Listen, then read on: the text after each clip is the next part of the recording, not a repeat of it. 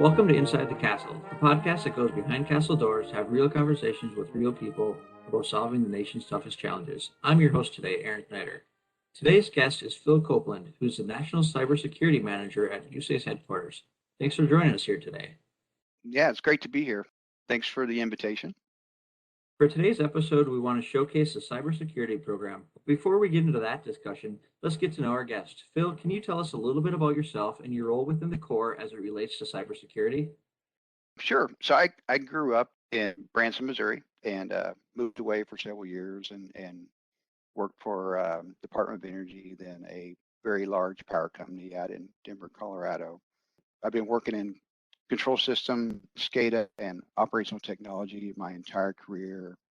And then cybersecurity, I started doing cybersecurity in 1996. That's when I configured my first Cisco firewall. And from there, I've just kind of developed into where I am now. And I'm back in Branson, Missouri, and we started the operational technology program in Branson, Missouri. So now we're the headquarters and overall the control system cybersecurity for the Corps.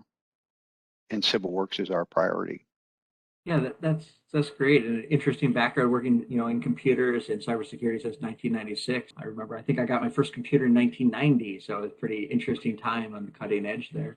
When we think about cybersecurity, I kind of, feel like most people might not know exactly what that means. I mean, I know you hear about like hacks and reports of, cyber crimes and things like that, where people are holding data centers ransom for Bitcoin and things like that. But like, what does cybersecurity mean for the Corps? So you have IT, which is your enterprise, and that's managed by the CIO and his team. And then you have the operational technology, which is all the systems that control the infrastructure, and that's managed by me and this incredible team that we've assembled to take care of the cybersecurity for the things that operate the infrastructure. And so cybersecurity is that is it's protecting the for us it's protecting the availability and the functionality of our systems from either a inside or outside attack.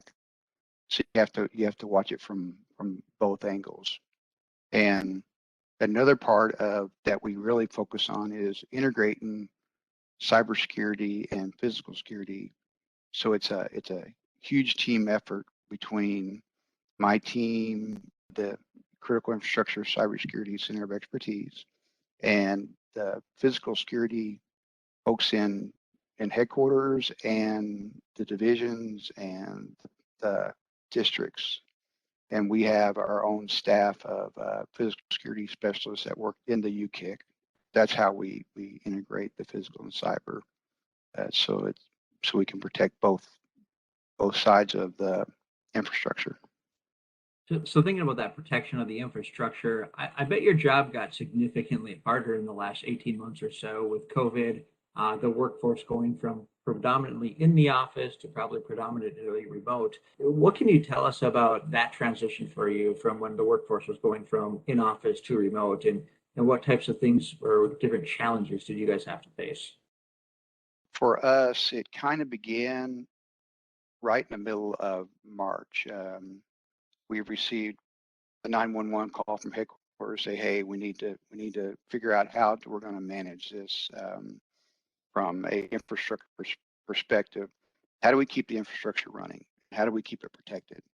So we worked night and day for weeks, months to get it all set up. So we had to develop a mission central function spreadsheet, and from that we started prioritizing what was the critical functions that we need to keep operating the entire infrastructure. Our employees got infected with COVID and couldn't operate the infrastructure. How are we going to keep this running? And so we worked up multiple solutions. The one that we have pushed out and have tested and is working wonderful is the tethering project, and it's used to control the navigation locks from a distance away from the lock houses and where the operators would normally sit. And so we built in a plug-in module and we brought the control system out so that it can be operated from 50, 60, 100 feet away to keep the infrastructure working properly. As you saw from an enterprise perspective, it was getting the VPNs to work. And we're not part of that, but that was a critical piece to this to get people to be able to work remotely. We have pretty much stayed in the office and working the entire time. We're in a small community in Branson, Missouri. That's been pretty nice for us. We kept normal business operations. And since our systems are isolated, we started traveling very early in the COVID environment. So you got your PPE and we masked up and we did the things that we needed to do and we got on airplanes and cars and we kept our infrastructure secured by being on site.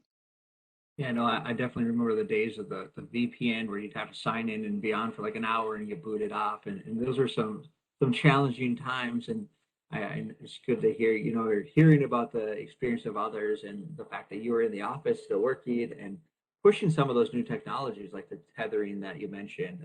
I feel like a lot of times we hear is like, oh, some of this infrastructure has been accelerated by years and years.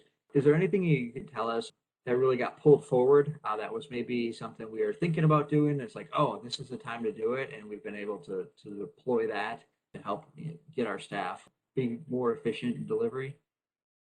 So from the OT side, probably not. And I don't have enough information to really to be able to speak about how the IT enterprise has added things in, but I know they've added in multiple solutions and they're a phenomenal team. It's a pleasure to have such a great relationship with the government IT folks across the enterprise because it's a huge team effort between the IT part of the organization, the physical security part of the organization, and the intel part of the organization, and the OT side of the organization. So you have to all bring it all in together to be able to protect the way that we need to from a cyber and physical security perspective.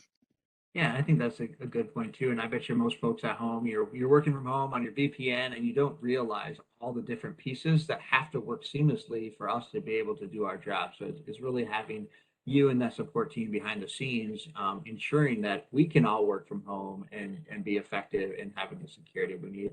I did hear there was an article published the other day, and Mr. Peoples was talking about a zero trust security concepts and security environment.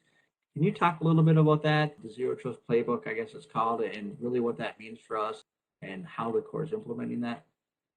So from a zero trust principles are, we look at them a little bit different on the operational technology side than you do on the IT enterprise side. We brought in zero trust technologies in 2020, early in 2020. And so we started testing how do we bring in zero trust and use it in an operational technology environment where you're not interconnected with outside networks or the World Wide Web. And so what we did was we brought in AI engine, and part of our criteria was that the artificial intelligence needed to be standalone, so you couldn't have a cloud connection for the OT side. So how do we do this and be able to download the updates that we need to keep the AI engine to and have it do a comparison with your packet captures that you have within your operational technology environment. We got that. I think we're about 70% with that, but we developed a really robust solution. I mean, we're on the cutting edge in the Corps of Engineers when it comes to protecting operational technology. So that's how we've done zero trust. It's on the IT side, it's a little bit different, but for us, it's protecting the environment that operates the infrastructure. Could you maybe explain to our listeners a little bit about the difference probably between that IT side, maybe what they see day to day, and then the actual functions that your office does to just show how they kind of fit together and work together? That's a good question.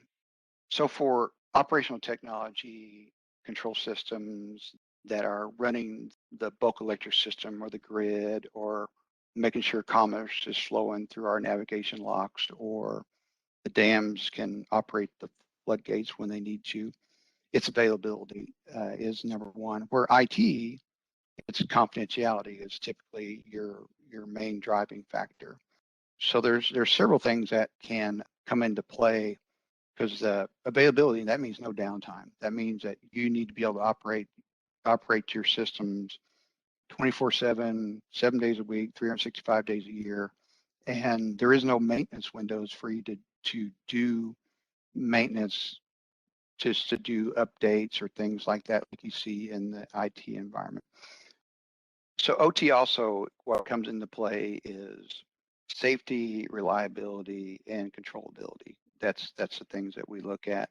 And you talk about the life cycle of the facility. So with your computers that you have, you're using on your desktops, they're replaced on a pretty regular basis, like 2 years, maybe might be max anymore with technology is moving as fast as it is. But when you look at your infrastructure, you have equipment that's been in these facilities that are 15 to 20 years old, and you're interconnected with a system that is controlling the infrastructure. And so you have to look at, how do we keep the infrastructure running?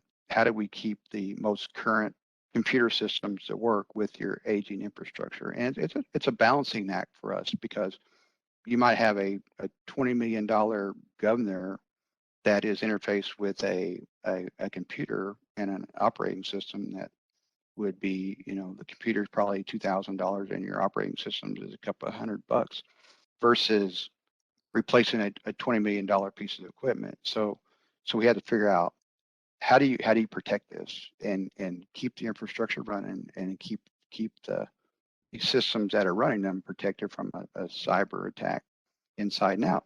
So that's some of the challenges that we face as a team for the Corps of Engineers, to just keep the infrastructure running. That's what it's all about. You keep your infrastructure running and keep it protected from any type of attacks that would like to do harm to the United States. Yeah, I think that was a good explanation for our listeners to understand how it's what you do is different than us using our computers to go on the web and search for articles. You're talking more physical infrastructure security and some of these systems that we've had in place maybe since the 30s in some cases, and ensuring that how we operate those is they're online all the time, and that if there's a threat out there, that we can alleviate that threat. So really an interesting thing to think about it and understand that must be a big challenge with aging infrastructure and being able to sync up kind of modern technology with some of this old technology. I mean, there's got to be a little bit of challenges there as well, right? It is. It is. So for us, isolation is our first line of defense. We isolate from external networks as much as we possibly can. And where we interface with external networks, we have state-of-the-art technologies to be able to push the data, and so that there's no two-way interconnection back into the systems that control the infrastructure. So it comes down to, you protect the edge of the boundary of your control system, and you don't let anything into it, and you push out the necessary data to the systems that need the data to be able to function and do their job. So we interface a lot with Department of Energy, and they have the water management data that is used to make decisions, like especially in a flood fight. That data is really critical.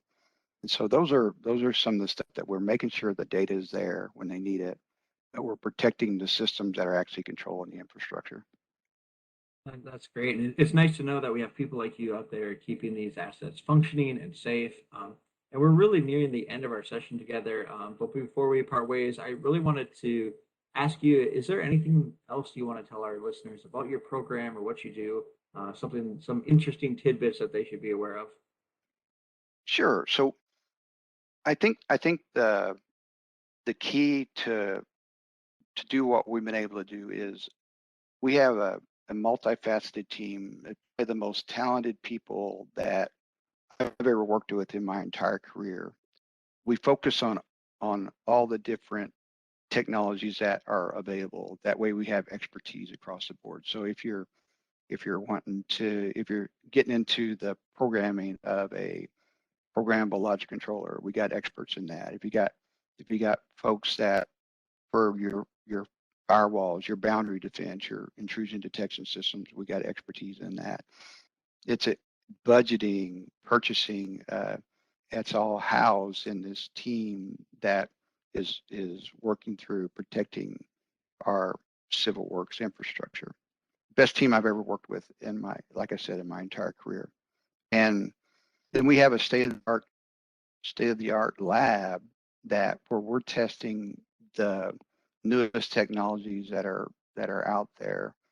And we test these for years before we deploy them, because we need to make sure that we understand how they're going to function.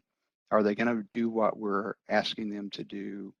Like for our intrusion detection systems, they are for the operational technology, and they're looking at protocols that are used in control systems and SCADA systems and industrial control systems across the board. So you might be on an enterprise system, you're looking at IP, TCP/IP protocol, where we're looking at Modbus and DMP. So we have to understand those protocols and be able to detect behavioral based type stuff of a network to understand if there's something that we need to do, or if there's something going on that shouldn't be.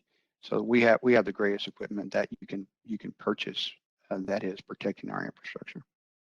Well, that's great, and I really want to thank you, Phil, and your whole team for keeping that infrastructure up and running and keeping it safe. So it's definitely a big job and an important job. But ultimately, thank you for joining us today for this edition of Inside the Castle. We appreciate you and your insights. To our listeners, we want to hear from you, what topics are important to you, and people you're interested in hearing from. Until next time, be safe, be innovative, be revolutionary.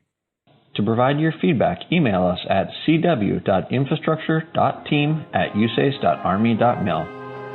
Stay tuned for additional Inside the Castle podcasts as we explore life inside the core and revolutionize civil works together.